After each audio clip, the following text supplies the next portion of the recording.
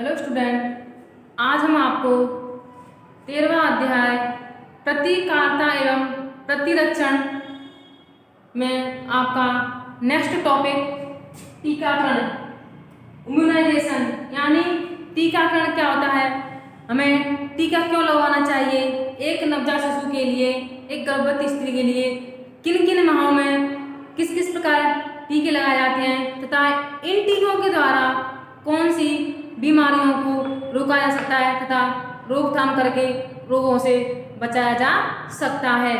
तो पहले हम थोड़ा इम्यूनिटी के बारे में आपको जानकारी देना चाहते हैं, जो पिछली वीडियो में हम बता चुके हैं। तो इम्यूनिटी होती क्या है? व्यक्ति के शरीर में किसी भी रोग से या सूक्ष्म जीवों से लड़ने की क्षमता ही प्रतिरक्षा शक्ति या इम्यूनिटी पावर कहलाती है। यह हमारी बॉडी में उपस्थित होती है तथा कई रोगों से लड़ने की क्षमता ही हमारी प्रतिरक्षा शक्ति कहलाती है। कल आपको बताया था हमारी बॉडी में 3 प्रकार का ब्लड पाया जाता है, जैसे कि आरबीसी लाल रक्त कणिकाएं, डब्ल्यूबीसी श्वेत रक्त कणिकाएं और प्लेटलेट्स। यानी जो डब्ल्यूबीसी कोशिकाएं होती हैं इन्हें सैनिक कोशिकाएं भी कहते हैं, क्योंकि इन डब्ल्यूबीसी कोशिकाओं के द्वारा ही हमारे शरीर में प्रतिकारक क्षमता यानी प्रतिरक्षा शक्ति उत्पन्न होती है। अगर ये कोशिकाएं नहीं होगी तो हमारे शरीर में प्रतिरोधक क्षमता उत्पन्न नहीं होगी, जिससे हम समय समय पर बीमार होते रहते हैं तथा हमारा शरीर कई प्रकार की बीमारियों से गिर जाता है तथा हमारा शारीरिक स्वास्थ्य के साथ साथ मानसिक स्वास्थ्य में गिरावट आती है। अब हम अपने टॉपिक पर चलते हैं, टीकाकरण। तो कल आपको बताया था जो कुछ प्राकृतिक प्रतिकारता के बारे में बताया था, कृत्रिम या अर्जित प्रतिकारता के बारे में बताया था। जो प्राकृतिक प्रतिकारता होती है वो जन्म से ही होती है, जन्मजात होती है, लेकिन जो कृत्रिम प्रतिकारता होती है या अर्जित, जिसे ग्रहण किया जाता है एक्वायर्ड जन्म के बाद, जो मनुष्य के द्वारा दी जाती है यानी प्राकृतिक नहीं है। तो कृत्रिम या अर्जित प्रतिकारता ये हमें जन्म के बाद प्राप्त होती है। इसको सक्रिय या निष्क्रिय दोनों रूपों से प्राप्त किया जा सकता है। तो पहले हम टेबल के बारे में आपको समझाते हैं। तो आपकी जो सक्रिय प्रतिकारता है, जीवित वैक्सीन, कुछ जीवित वैक्सीन के द्वारा बनाई जाती है, कुछ मृत वैक्सीन के द्वारा बनाई जाती है। इसमें ज़्यादातर जो वायरस बैक्टीरिया होते हैं उनका ही प्रयोग किया जाता है। जो वायरस बैक्टीरिया होते हैं कुछ हानिकारक के साथ साथ कुछ लाभदायक भी होते हैं, जिनके द्वारा वैक्सीन निर्माण किया जाता है तथा रोगों से मनुष्य को बचाया जाता है। तो पहले हम जीवित वैक्सीन के बारे में आपको बताते हैं। जो आपने सुना होगा जो टीके लगते हैं, डीपीटी, बीसीजी, टिटिस का टीका, इनके बारे में आपको बताना चाहते हैं कि ये टीके कौन कौन से वायरस के द्वारा, कौन कौन से सूक्ष्म जीवों के द्वारा बनाए जाते हैं, तैयार किए जाते हैं। तो बीसीजी आपने नाम खूब सुना है, बीसीजी बैसिलस ग्लूमेटिन ब्यूरिन, इसकी फुल फॉर्म है बैसिलस ग्लूमेटिन ब्यूरिन। इस प्रकार डीपीटी का टीका है, जैसे डिप्थीरिया, काली खांसी, कई प्रकार के रोगों से बचाया जा सकता है। टिटनेस टीका टैक्सिन टॉक्साइड टीका होता है, जिसके द्वारा जो टिटनेस रोग होता है उससे बचाया जा सकता है। जैसे कि और कोई घाव या कोई चोट लग जाती है और उसको खुले वातावरण में उसमें इन्फेक्शन होने लगता है तो टिटनेस होने का डर रहता है, इसलिए अगर हमें कहीं चोट लग जाए तो धूल मिट्टी से उस घाव को बचाना चाहिए।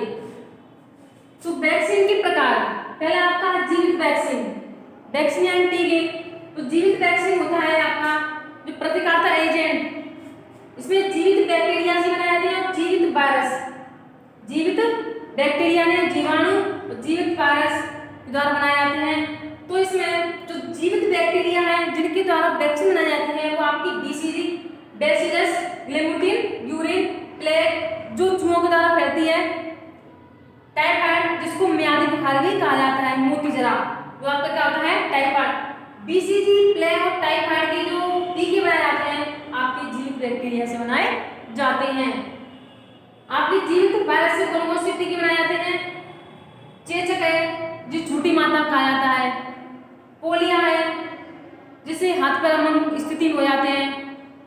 जकड़न या हमारे शरीर का पूर्ण रूप से विकास नहीं हो पाता है। रूबेला, खसरा ये आपके जीवित वायरस के द्वारा तैयार किए जाते हैं, यानी इन बैक्टीरिया वायरस द्वारा सूक्ष्म जीवों के द्वारा हमारे टीके तैयार किए जाते हैं, जिनके द्वारा नवजात शिशुओं को किसी प्रकार के रोगों से बचाया जा सकता है। नेक्स्ट आपका ये तो आपकी जीवित वैक्सीन हो गई।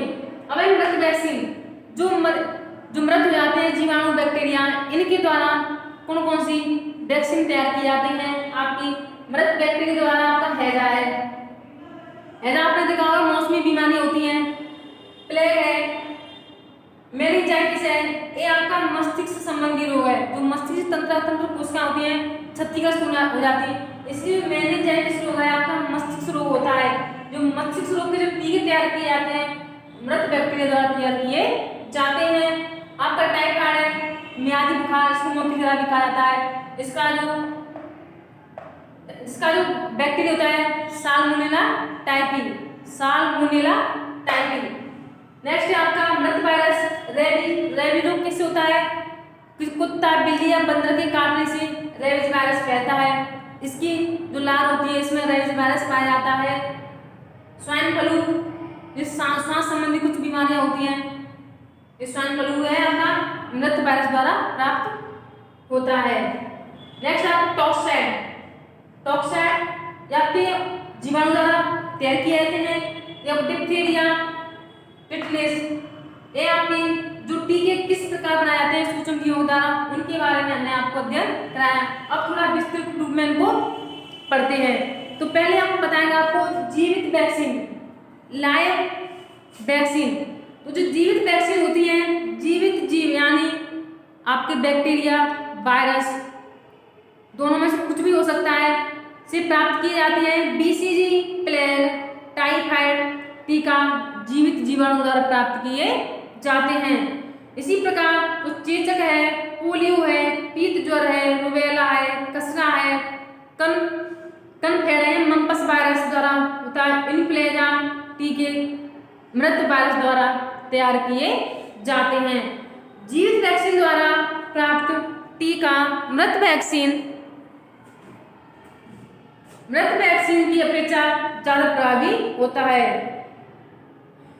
कहने का तात्पर्य है जो जीवित सूक्ष्म जीवों द्वारा बनाए जाते हैं जो टीके मृत वैक्सीन से कहीं अधिक अच्छी क्वालिटी के होते हैं, अच्छी मात्रा वाले होते हैं तथा ये अधिक प्रभावी होते हैं मृत वैक्सीन की अपेक्षा, क्योंकि इनमें गुणन की क्षमता अधिक होती है तथा इनकी जितनी खुराक दी जाती है वह पहुंचकर शरीर में प्रतिरक्षा क्षमता उत्पन्न होती है। कहने का तात्पर्य है जब बच्चे का जन्म होता है तो टीके क्यों लगाए जाते हैं। एक तो आपको बताया था प्राकृतिक प्रतिरक्षा जो जन्म से ही बच्चे में होती है, एक कृत्रिम प्रतिकारता है, यानी जो टीके द्वारा बच्चों में, नवजात शिशुओं में कृत्रिम प्रतिकारता उत्पन्न की जाती है ताकि उन्हें भविष्य में किसी भी प्रकार का रोग ना हो, किसी प्रकार के रोग से ग्रसित ना हो। आपने देखा होगा छोटे बच्चों को टीके अवश्य लगवाने चाहिए ताकि भविष्य में अपने जीवन में उन्हें किसी प्रकार की बीमारी या किसी प्रकार के रोग से कोई उनको हानि ना हो, उनका शारीरिक विकास पूर्ण रूप से हो सके। इसलिए ये टीके लगाए जाते हैं ताकि शरीर में रोग प्रतिरोधक क्षमता उत्पन्न हो तथा रोगों से लड़ने की क्षमता उनके बॉडी में उत्पन्न हो सके। अब है आपकी मृत वैक्सीन, जो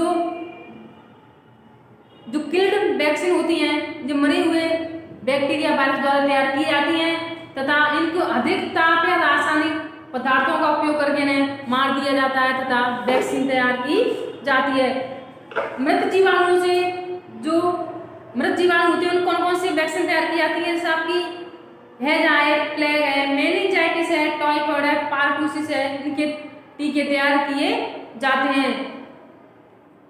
मृत वायरस से रेबीज, फ्लू, इन्फ्लुएंजा आदि टीके तैयार किए जाते हैं। आपने देखा होगा आज के समय में एक वैश्विक महामारी के रूप में आपका कोविड-19 फैला हुआ है। आप साक्षात उदाहरण देख रहे हैं कि जो वायरस होते हैं, जो बैक्टीरिया होते हैं, मानव शरीर के लिए कितने खतरनाक होते हैं जिससे किसी की जान भी जा सकती है। इसलिए हमें इन रोगों से बचाव के लिए हमें टीके अवश्य लगवाने चाहिए।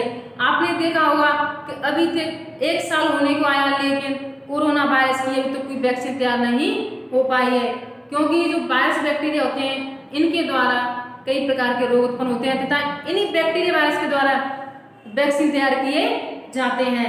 इसलिए रोगों से बचने के लिए हमें टीके लगवाने चाहिए, चाहे वो गर्भवती स्त्री हो, चाहे वो नवजात शिशु हो।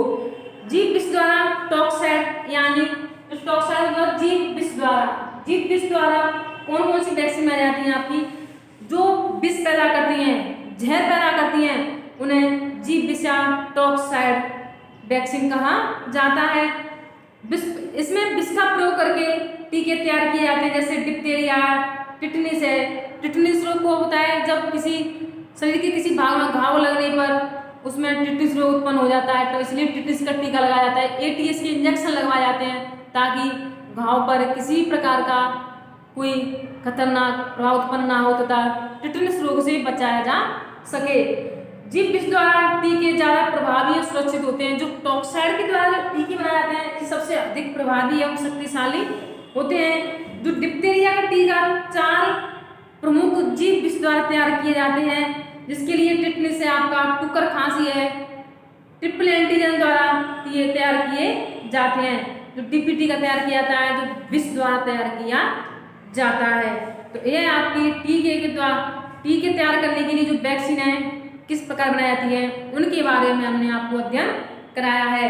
तो ये तो आपकी हुई सक्रिय एक्टिव प्रतिकारता, कौन सी सक्रिय। अब हम पढ़ेंगे निष्क्रिय इनएक्टिव। निष्क्रिय रूप से कौन कौन सी वैक्सीन तैयार की जाती हैं जिसके द्वारा ह्यूमन बॉडी में इम्यूनिटी पावर उत्पन्न हो सके। तो निष्क्रिय प्रतिकारता तब होती है जब किसी जानवर या मानव में उत्पन्न प्रतिरक्षी अन्य मानव में प्रवेश कराकर उसके प्रति प्रतिकारता क्षमता प्रेरित किया जाता है। एक प्राकृतिक प्रतिकारता जो नेचुरल रूप से होती है, जैसे कि मानव की उत्पत्ति होना, वो भी एक नेचुरल प्रक्रिया है, प्राकृतिक प्रक्रिया है। उसी प्रकार जब बच्चे का जन्म माँ के गर्भ में होता है तो अपरा के द्वारा भी प्राकृतिक प्रतिकारता उत्पन्न की जा सकती है। कहने का तात्पर्य है जब माँ के गर्भ में बच्चा 9 महीने तक रहता है, उसकी डिम्बावस्था, भ्रूणावस्था, गर्भस्थ शिशु की अवस्था, तीनों अवस्था में जो माँ की जो अपरा होती है, इसको प्लेसेंटा भी कहा जाता है, अपरा के द्वारा वह अपनी माँ से पोषण प्राप्त करता है। उस पोषण के द्वारा जो माँ कार्बोहाइड्रेट, वसा, प्रोटीन द्वारा जो भोजन ग्रहण करती है, उन्हीं खान पान के द्वारा, पौष्टिक आहार के द्वारा बच्चे के अंदर माँ के गर्भ में ही उसमें प्रतिकारता उत्पन्न हो जाती है। इसलिए प्राकृतिक प्रतिकारता के द्वारा भी बच्चे की इम्यूनिटी पावर को मजबूत किया जा सकता है। तो गर्भावस्था में माता के अपरा से हम किस तरह से प्राकृतिक प्रतिकारता यानी नेचुरल इम्यूनिटी प्राप्त कर सकते हैं। जो गर्भस्थ शिशु अपनी माता के द्वारा आईजीजी, एक ग्लोबिन प्रोटीन होता है, जब माँ अपने बच्चों को दूध पिलाती है तो आईजीजी एक प्रतिरक्षी विद्यमान होता है जिसके द्वारा बच्चे में प्रतिकारता क्षमता उत्पन्न होती है। आपने देखा होगा जब एक बच्चे का जन्म होता है, जब नवजात शिशु अपने माँ का दूध पीता है तो माँ के दूध में सभी प्रकार के कार्बोहाइड्रेट, वसा, प्रोटीन, सभी पोषक तत्व पाए जाते हैं। जो नवजात शिशु, जो बच्चा अपनी माँ का दूध पीता है, उसकी जो इम्यूनिटी पावर होती है, प्रतिरक्षी क्षमता होती है, सबसे अच्छी यानी अधिक पाई जाती है। उसके शरीर के अंदर किसी भी प्रकार का रोग नहीं हो सकता है, वह एक प्रकार का स्वस्थ बालक कहा जाता है। जो प्रतिरक्षा होती है, नेचुरल प्रतिरक्षा, इसके द्वारा चेचक, टिटनिस, टाइफाइड, खसरा, पोलियो कई प्रकार की बीमारियों से बचाया जा सकता है, क्योंकि माँ के दूध में कई प्रकार के प्रोटीन, ग्लोबिन प्रोटीन पाए जाते हैं। आपने देखा होगा माँ के दूध को ही सर्वोत्तम दूध माना गया है, क्योंकि जो माँ का जो प्रथम दूध होता है इसके खीसा कोलेस्ट्रम कहा जाता है। इसी दूध में ही इसी कोलेस्ट्रम में भी सभी पोषक तत्व उत्पन्न होते हैं। तो यह आपकी प्राकृतिक प्रतिकारता होती है, क्योंकि प्राकृतिक रूप से ही माँ के अंदर दूध बनने की प्रक्रिया होती है, लैक्टेशन की प्रक्रिया होती है, जिसके द्वारा माँ अपने बच्चे को स्तनपान कराती है। अब है आपका कृत्रिम प्रतिकारता। ये तो एक ईश्वरीय प्रदत्त, यानी जब बच्चे का जन्म होता है तो स्वतः निर्माण की प्रक्रिया द्वारा माँ का दूध बनने लगता है उसके स्तनों में। अब है आपकी कृत्रिम प्रतिकारता, एक्वायर्ड इम्यूनिटी, यानी अर्जित, जो जन्म के बाद अर्जित की जाती है आसपास के वातावरण के द्वारा या किसी मानव के द्वारा दी जाती है। तो एंटीटॉक्सिन अमानवीय स्रोतों से प्राप्त की जाती है, जैसे घोड़ा। जो कुछ वैक्सीन ऐसी भी होती हैं जिन्हें मानव से ना तैयार करके, ना किसी सूक्ष्म जीव से तैयार करके, बल्कि पशु जाति यानी घोड़ा से तैयार की जाती हैं। जैसे कि आप टिटनेस, डिप्टेरिया, बोट्युलिज्म के टीके होते हैं जिन्हें घोड़ा के द्वारा तैयार किया जाता है, यानी हॉर्स के द्वारा तैयार किया जाता है, जिसके द्वारा शरीर में प्रतिरक्षा शक्ति प्राप्त की जा सकती है। गामा ग्लोबिन, मानवीय गामा ग्लोबिन के द्वारा निष्क्रिय प्रतिरक्षण उत्पन्न किया जा सकता है। इसलिए कहने का तात्पर्य है बच्चे भारत की एक अनमोल निधि हैं, यानी एक अनमोल धन है जो सर्वांगीण विकास के लिए उत्तरदायी होते हैं। पूरा भारत है एक जवानों पर ही तो टिका हुआ है। इसलिए कहने का तात्पर्य देश का भावी भविष्य इन्हीं के कंधों पर टिका हुआ है। इसलिए भविष्य को सुरक्षित रखने के लिए हमें बच्चों के स्वास्थ्य को ध्यान में रखते हुए हमें जानलेवा खतरनाक बीमारियों से बचाने के लिए हमें टीके अवश्य लगवाने चाहिए। विश्व स्वास्थ्य संगठन यानी WHO, वर्ल्ड हेल्थ ऑर्गेनाइजेशन ने 1974 में विश्वव्यापक टीकाकरण के लिए एक कार्यक्रम तैयार किया गया था, जिसे विस्तृत टीका कार्यक्रम expanded programme on immunisation EPI कहा, जिसका मुख्य उद्देश्य है बच्चों को 6 जानलेवा रोगों से बचाना, यानी बच्चों को कई प्रकार की बीमारियों से बचाना है, ताकि बच्चे के अंदर प्रतिरक्षा शक्ति यानी इम्यूनिटी पावर उत्पन्न हो सके। जो EPI का जो प्रोग्राम है, कार्यक्रम है, भारत में 1978 में शुरू किया गया था तथा भारत में यूनिवर्सल इम्यूनाइजेशन कार्यक्रम 1985 में श्रीमती इंदिरा गांधी की यादगार में शुरू किया गया, जो भारत की प्रथम महिला प्रधानमंत्री थी। अब आपका विस्तृत टीका कार्यक्रम यानी विस्तृत टीका कार्यक्रम EPI तो WHO के द्वारा किस तरह से तैयार किया गया था तथा इन टीकों को किस तरह से किस माह में लगवाना चाहिए। जैसे कि जब बच्चे का जन्म हो गया, जन्म के बाद जो वैक्सीन लगाई थी आपकी BCG। अब मैंने आपको बताया जो BCG का टीका है, BCG के टीके के द्वारा कौन से रोग से बचा जा सकता है। आपने सुना होगा TB रोग, TB ये आपकी बैक्टीरिया द्वारा फैलती है, यानी माइक्रोबैक्टीरियम ट्यूबरकुलोसिस, माइक्रोबैक्टीरियम